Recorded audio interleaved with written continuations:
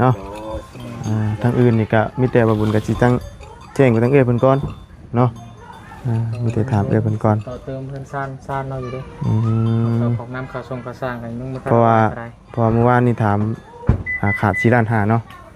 ว่าเพิ่นฝากเงินมาเมื่อวานนี้เมื่อคืนนี้นะคนฝากคนบอกเงินซ้อนถือว่าครบเต็มจำนวนเนาะ20 ล้านพอดีแต่พูดว่าปัจจุบันนี้เขายังบริถามขาชน มีแต่ตั้งสมบูรณ์แบบแล้วพี่น้องเนาะเรื่องน้ำเรื่องในก็ถือว่ามาครบเลยเนาะถามทั้งมาบุญสารวัตรมาครบแล้วเนาะเรื่องน้ำเรื่องในมีแต่ว่ามารอบนะเนาะเจาะน้ำพี่น้องแบบนี้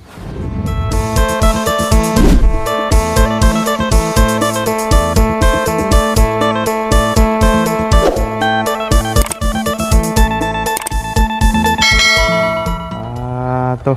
พี่น้องเนาะมามื้อนี้ก็ถือว่าเสร็จสมบูรณ์แบบแล้วพี่น้องเนาะโอ้เพื่อนครัวเพิ่นก็เปลี่ยนโฉมใหม่เอาฝาแป้นที่มั่งไปตีใช่เนาะคืมฟ้าคืมฝนมาอีกแล้วพี่น้องเนาะเอามื้อนี้ก็เนาะก็พอดีว่าเมื่อวานเนาะมาบุญได้ถามทางหมู่ครูหรือว่าทีมงานพี่น้องเลยว่างบที่เจาะน้ำเจาะในน่ะขาดเท่าไรเนาะถามเมื่อวานว่าทั้งหมดทั้งมวลขาดอยู่4 ล้าน 5เนาะแต่ว่ามาที่นี่ทั้งได้ยินว่าทั้งบริษัทวันเนาะเป็นว่างบมาครบแล้วเนาะพอดีว่าบุญกับมีทั้งเป็นฝากเงินมาให้สมทบอยู่เนาะแต่ว่าตอนนี้กับทางนั้นได้แจ้งยอดครบจำนวนแล้วเนาะมีแต่ว่าบุญกับสิได้แจ้งทั้งเพิ่นไปเพิ่มเติมเนาะว่าสิเปลี่ยนเป็นจังใดเนาะเพราะว่างบตัวนี้มันจบแล้วพี่น้องเลยเนาะมีแต่ติดตามมือกันว่าสิมีอย่างเพิ่มเติมเนาะเอาคนอื่นกราบสบายดีและสวัสดีพี่น้องกันเบิดทุกคนพี่น้องเนาะพบพอกันมื้อนี้ก็อยู่เพื่อนน้องหัวพี่น้องเนาะและเพื่อนชานเป็นก็ถือว่าสวยงามสมบูรณ์แบบเนาะน้ำในก็ถือว่าใกล้จอจันเข้ามาแล้วใกล้สิเป็นจริงแล้วพี่น้องเนาะความฝันของน้องเพิ่นก็ได้เอาฝนนี่ก็ตกลิ้นพี่น้องเนาะทั้งบ้านแบบหนาวลมจนว่านี่พี่น้องเนาะปากจนแตกทั้งแม่น้องวัฒนาเพิ่นเว้าจนบ่ได้ไปหน้าเนาะทั้งนี้แบบฝนตกลิ้นพี่น้องเปื้อนเบิดเนาะไปจ้ะพี่น้องจังใดเนาะถามเบิ่งทั้งบาบุญสารวัตรกับทั้งหมู่ครูเพิ่มเติมอีกไงว่ามาครบแล้วพร้อมเมื่อใดเนาะหาเดือนยังเรียนแล้วก็จันจีหาเรื่องเงินที่ว่านำบาบุญเที่เป็นฝากมาในการเดี๋ยวจังแจ้งทั้งเป็นไปอีกเท่านึงพี่น้องเนาะว่าทั้งเป็นจะเอาส่วนใดเนาะไปจ้ะพี่น้องครับเนาะไปพี่น้องเลยมือคืนนี่ก็เนาะรถบอจันพี่น้องเลยจักเกิดปัญหายังขึ้นไฟท้ายมอดพอได้พี่น้องระบบไฟล้วนเราหักจอตอนนี้น่าจะได้แล้วเนาะมอดลดลงไปก็คือเก่ากับบ่ได้วะมีปัญหาพี่น้องเนาะเป็นยังไงรถบาบุญกับมีปัญหาตัวพ่วงมาไล่พี่น้องแก้แจ้งเข้าไปทั้งศูนย์ให้เพิ่นว่าแก้ไขให้ติดต่อมากับบ่ติดต่อมาเลยเนาะเวลาอวยเนี่ยมันดังกระดึกเนาะจักว่ารถมีประกัน1 ปีครับบ่เห็นมีอย่างเนาะจะเป็นจังไดพี่น้องเลยเดี๋ยวจังไดก็ถามมึงทั้งบาจานก่อนเป็นจังไดรถเราพี่น้องเลยเนาะมีรถข่อยกับรถบาจานนี่ได้เกิดปัญหาเนี่ยเนาะโอ้ยเป็นจังไดเช้าแล้วบ่ยังมาแล้วอุ่นนี่แต่ภาวนาว่าบ่ให้ฟ้าบ่ให้ฝนตกนั่นแหละมันหัวบ่มันซึมจักสิเป็นมันซึมสิเป็นมันหัวแหละแต่เบิ่งจักบ่ฮู้ว่ามันสิเข้ามุงใดนะโดยก่อนอื่นสบายดีเนาะมันซึมช่วงไหนนี่ที่บอกเนาะนี่มันน้ามันสิเข้ามุงนี้น้ามันสิย่อยลงมาตึงจักมันสิมาจากมันสิเข้ามุงใดแหละ นี่ช่องย่อยสะลงมาเปียกบ่นั่นเห็นบ่ นี่ยังเปียกเป๊ะๆอยู่นะ น้ำหยดลงมาเลย แม่นสิมีมันก็สิมันถึกสายไฟบาด อ่า ข้างนั่นก็บ่นี่คือกันข้างทางข่อยครับยังเปียกอยู่น่ะมันยันมันไฟนี่สิมันยันระบบไฟมันช็อต น้ มันก็เลยรั่ว ำน้ำฝนเขา แม่น แต่หัวเขาจุดใด แม่นบ่ฮู้บ่สิเข้าจุดใดมันหาวงเข้าอันบนมือฝนตกนั่นแหละ เมื่อวานนี่ หน่อย เข้าทั้งบิดก็เห็นอยู่ว่าโอ้น้ำเขาคิดว่ามันน้ำมันอยู่น้ำนี้คิดว่าตะกี้นะน้ำหมู น้ำพาวาง น้ำ เย็น วาง น้ำ ไว้ ยัง ยังที่นะคิดว่าโมเมนต์ว่ามันเบิ่งโดดมันโมเมนต์เลยเด้งว่าจนอ้างมืดแถวนี้ก็คือล่าสุดก็ระบบแอร์บัดนี้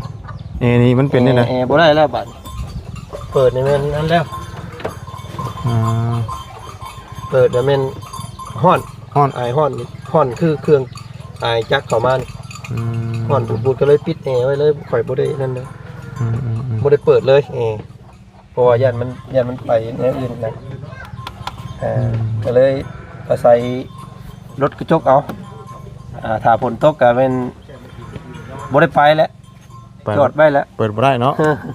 เพราะว่ามันบ่ได้เปิดแอร์ตายแล้วมันฮ้อนเนาะ โดย โอ้พี่น้องเอ้ยก็นี่แหละเพิ่นว่าสุกไขมันมันเนาะก็ลองเบิ่งพุ่นเลยสิกลับมื้ออื่นมื้อนี้ให้หมู่เก็บการเก็บงานก่อนมื้ออื่นสิกลับให้อันบ่สิเข้าห้านเข้าหยังแถวนี้ก็ยันมันผิดระบบเพิ่นนะ บ่แล้วเขาต้องเข้าศูนย์เพิ่นได้แล้ว เพราะว่าถ้าเฮาไปเฮ็ดอันทั้งนอกห้านนอกห้านหยังเนี่ยเพิ่นสิมีข้ออ้างว่ามันคือบ่เข้าศูนย์นะยันว่ามันเพไปหลายแล้วยันเพิ่นว่าเฮาเฮ็ดนั่นนี้เนาะก็เลยสิให้ศูนย์เพิ่นพุ่นแหละมื้ออื่นกลับ รถข่อยก็มีปัญหาคือกัน มีปัญหาตัวพวงมาลัยเวลาเฮาอวยเนาะเวลาเฮาถอยนี่ถอยหรือเดินหน้าอวยนะฮักพวงมาลัยมันสิดังตึกๆๆๆ โดย ก็โอ้ เคยเข้าไปศูนย์แล้วเพิ่นว่า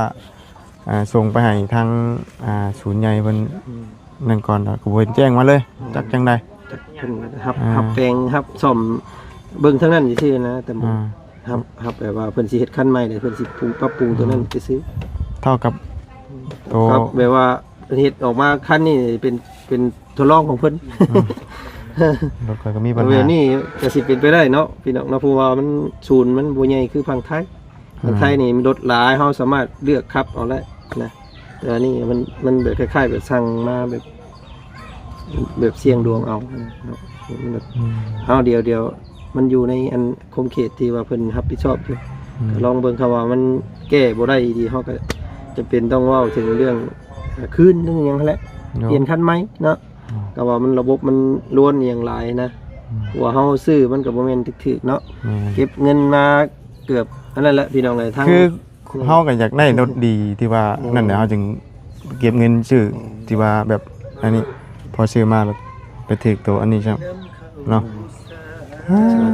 เอาก็เป็นบุญวาสนาเนาะบุญไผบุญมันคือว่าแหละโอเค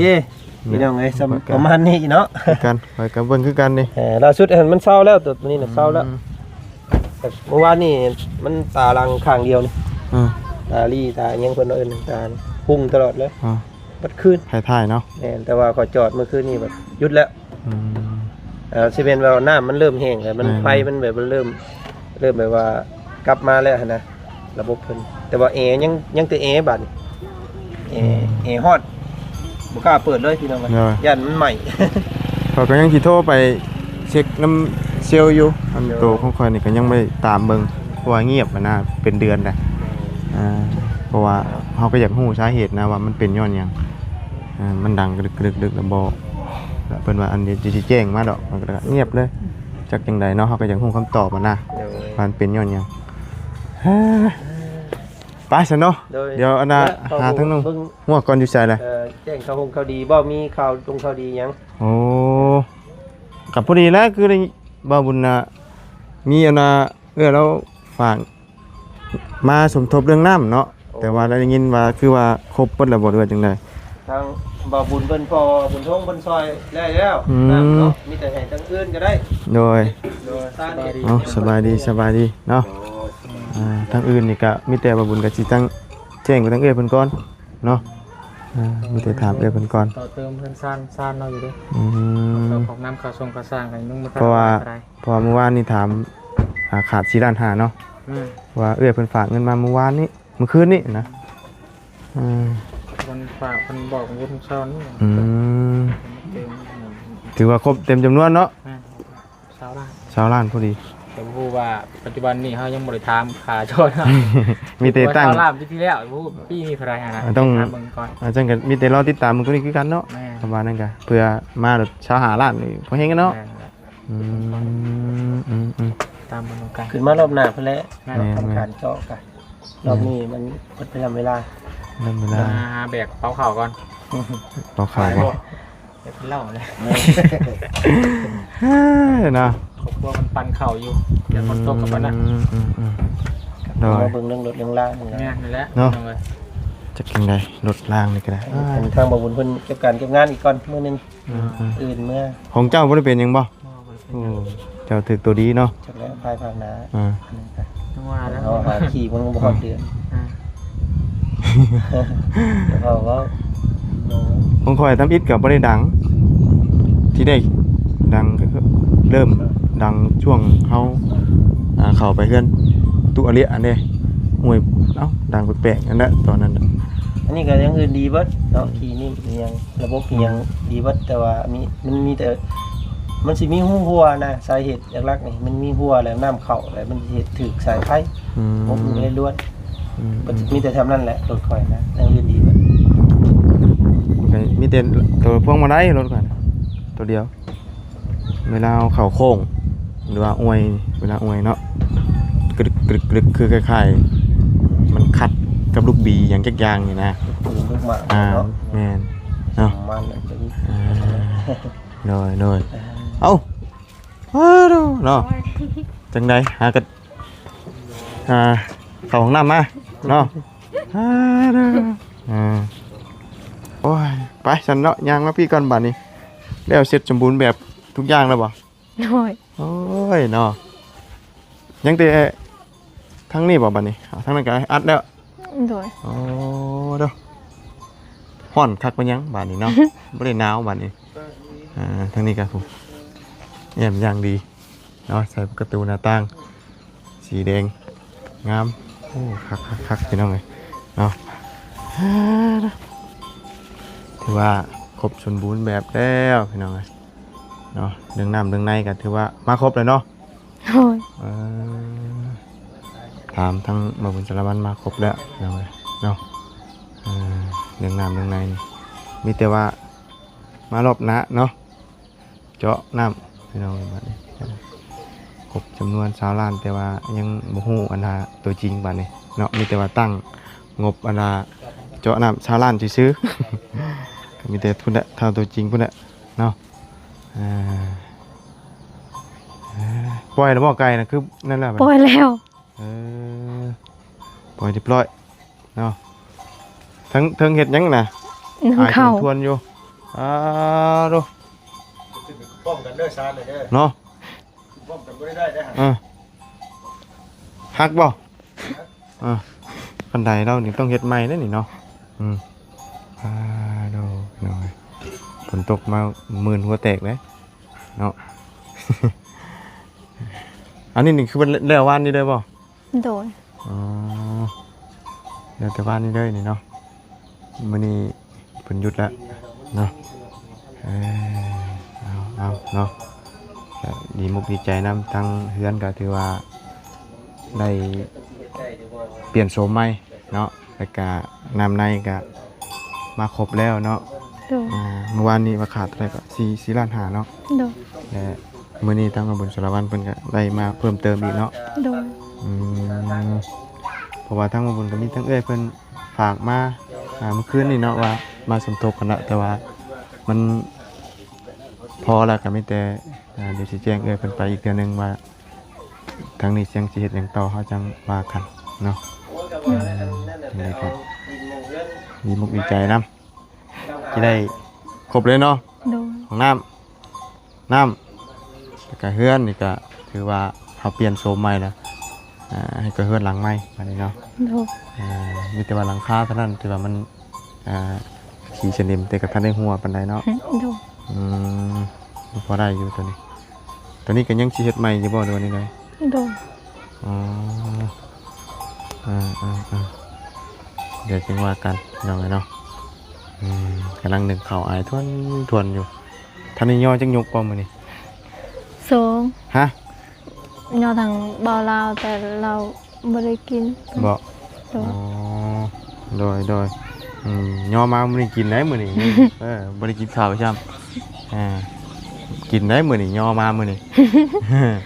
เพราะว่ามาแต่ละมื้อกินข้าวแล้วมื้อนี้บ่ได้กินเด้ มันจะให้ติ๊บข้าวมาดึกเลย ฮะ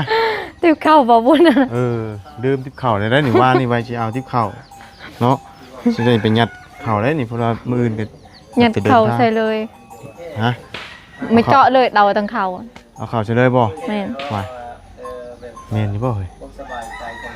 ใส่ข้าว บ่ ข้าวฮ้อน เอา เล ที่ ย ที่เปล่าก็ได้ข้าวเดี๋ยวมื้ออื่นจังสิซื้อใส่เนาะเพราะว่ามื้ออื่นบางเทื่อก็สิพากันเดินทางเนาะเดินทางกลับเมื่อบ้านก่อนเนาะพอกันใหม่จัก 3-4 มื้อคือเก่ามาวันนี้ก็แม่นเนี่ยลงมือเจาะน้ำเจาะในสถานที่นี่ก็เจาะน้ำก็ยังทันหูว่าสิอยู่จุดใดต้องตรวจเบิ่งก่อนเนาะ โดย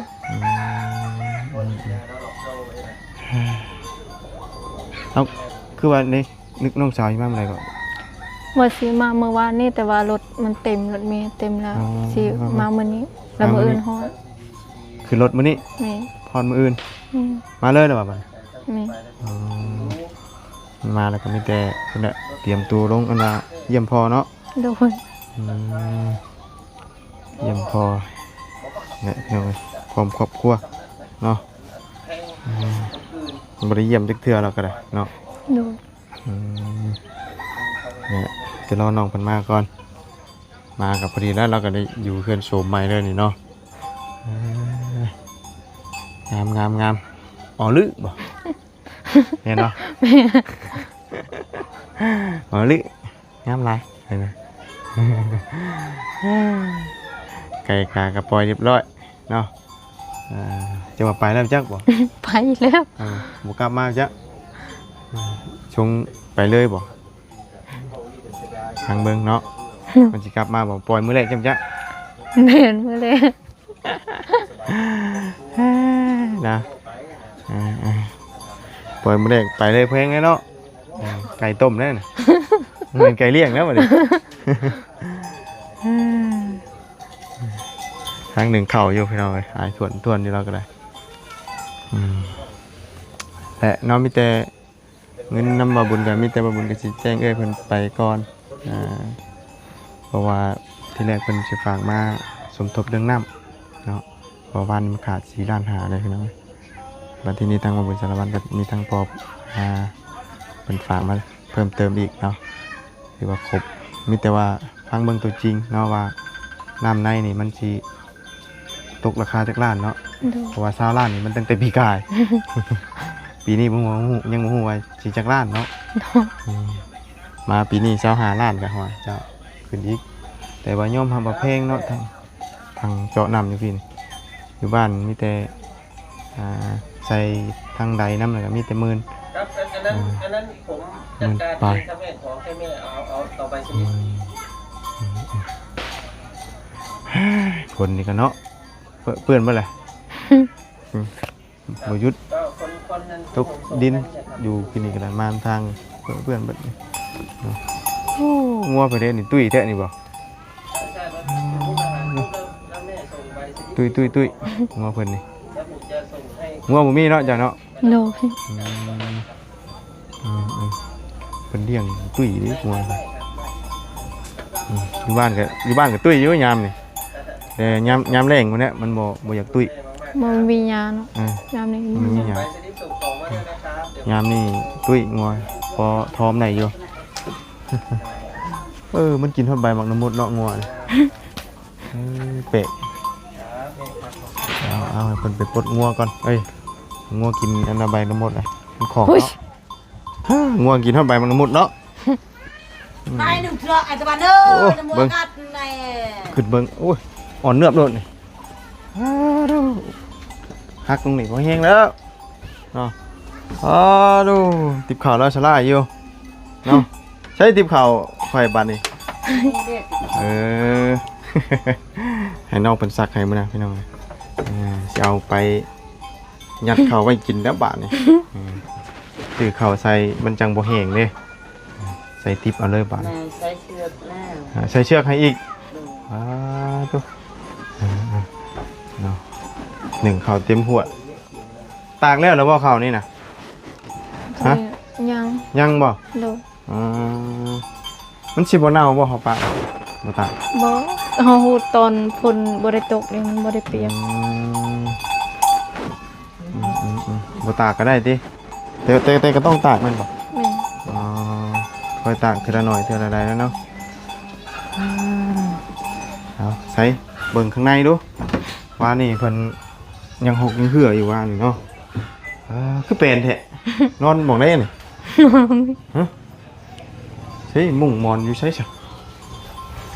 นอนทางนี้บ่หันหัวทางนี้บ่ โดย เอาคือหันหัวทางนี้บ่ได้ หั หัน นหัวใส่บ่ ฮะหันทางนี้เหรอวะ แม่น กี่ว่าหันหัวทางนี้เนาะ โอ้งามเนาะบัดพอขึ้นมาเนาะเบิ่งตอนเพิ่นเฮ็ดแล้วบัดเปลี่ยนลายเนาะเน้นหน้าก็เก่าบ่ต้องย่านบัดนี้เนาะ โดย อัดตึบนี่ก็สบายจิตสบายใจยามนอนเนาะแล้วก็สิบ่หนาวว่าบัดนี้อัดประตูหน้าต่างไว้นั่งจิบกาแฟเป็นจังเนาะงามอันนี้ก็ยังก็ถามบ้านนี่ตั้งแต่ นงกับฮูก็จะเกิด ตั้งแต่เจ้ายังน้อยๆเนาะ แม่น กระปุกอันนี้เป็นไข่ว่ะเนาะเป็นไข่เลยเห็ดอันนั้นนี่หอยไว้เนาะเชียหมูเพิ่นเอ้ยเหรอวะจังผีเนาะ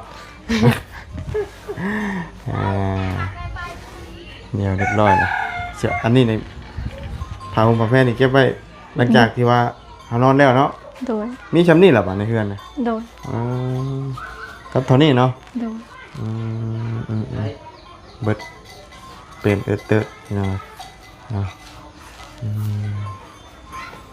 เอาถือว่าเสร็จสมบูรณ์แล้วเนาะจากที่นี่ยังเพิ่มเติมกันเดี๋ยวจังว่ากันเนาะเพราะว่าเรื่องน้ำเรื่องในกันมาเต็มจำนวนแล้วเนาะก็มีแต่งบน้ำบำรุงก็มีแต่สิถามเอ้ยเพิ่นอีกก่อนว่าสิเฮ็ดหยังต่อเนาะทางนี้กันเพราะว่าเรื่องราคาน้ำเขาก็ยังกันฮู้ว่ามันชาวล้านแท้บ่เนาะมีแต่ว่าชาวล้านยังบ่ทันได้ถามว่าอันผู้อันสิเจาะน้ำอยู่เนาะป้าสามอื่นมีแต่ว่ารอเบิ่งน้องสาวเราพี่น้องเนาะมาอยู่บ้านเอาไปเยี่ยมพ่อนำกันกำลังเดินทางมื้อนี้ โดย เนาะเบิดบ่ ฮะ สักแบตก่อน เนาะเบิดเนาะชาร์จแบตก่อนคืมผ้าคืมฝน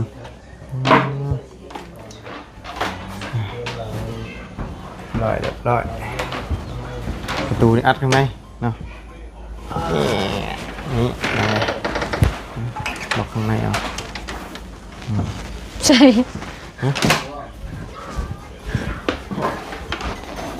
เฮ้ยถึงบ่ เอามันชุดแล้ว ชุดอะไร บ่บุญเราไป ต้องปอนลงปอง นี่ทางนี้ ก็มาปอนลงปอง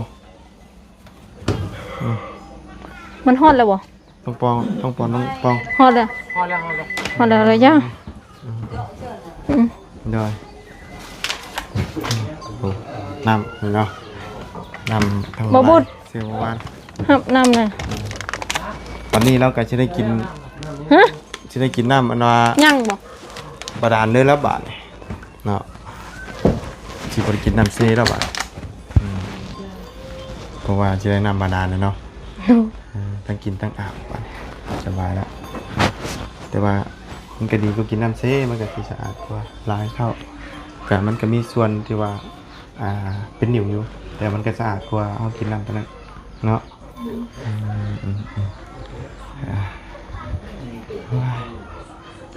ฝนสิตกเลยมีแต่อยากนอนเนาะบรรยากาศเลยเนาะนอนตุ่มผ้าห่มนะหนาวจะอยู่บ้านหนาวเลยลมอยู่พี่แบบฝนตกต่างกันเนาะไปฉันเนาะมีแต่พระบุญกันจิล่ำล้าเลยได้ฉันเนาะแต่ว่างบนำมาบุญกันมีแต่ว่าเดี๋ยวจังไปว่ากันเนาะแต่ว่าทางนั้นขาดเดือนก็ได้เพราะว่าเรื่องคนฝากมาเพิ่มเติมเนาะเรื่องเจาะน้ำเจาะในนั่นแหละติดตามมันกันก่อนพี่น้องไอ้เบิ่งตัวจริงอีกพาจังชมจบกันอีกเนาะไปเนาะจังไดก็ลงระบาดพี่น้องไงเนาะเราหนึ่งเข่าอยู่เมื่อไรเด้อ กินข้าวก่อนได้ลูก บ่กินนะมื้อนี้ บ่ได้กินคลาดมื้อ ห่าง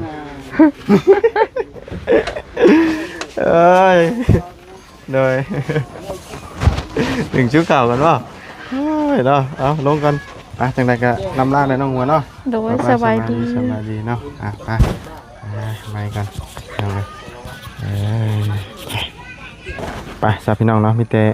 จังไดก็นำลาคนเด้อสาพี่น้องจังไดก็พบเจอกันใหม่ขอบคุณพ่อแม่พี่น้องเอฟซีที่เข้ามาติดตามนะครับชมคอยให้กำลังใจด้วยตลอดมาเนาะจังไดก็ขอบคุณทั้งสิ่งปฐมวงศ์คนเก่าคนเดิมเนาะที่ได้ฝากเงินมาร่วมสมทบเรื่องน้ำเรื่องในแต่ก็ยังพันธงบ่ได้ว่าน้ำในนี่มันสิขึ้นราคาหรือบ่ก็มีแต่รอติดตามเบิ่งตัวจริงเนาะ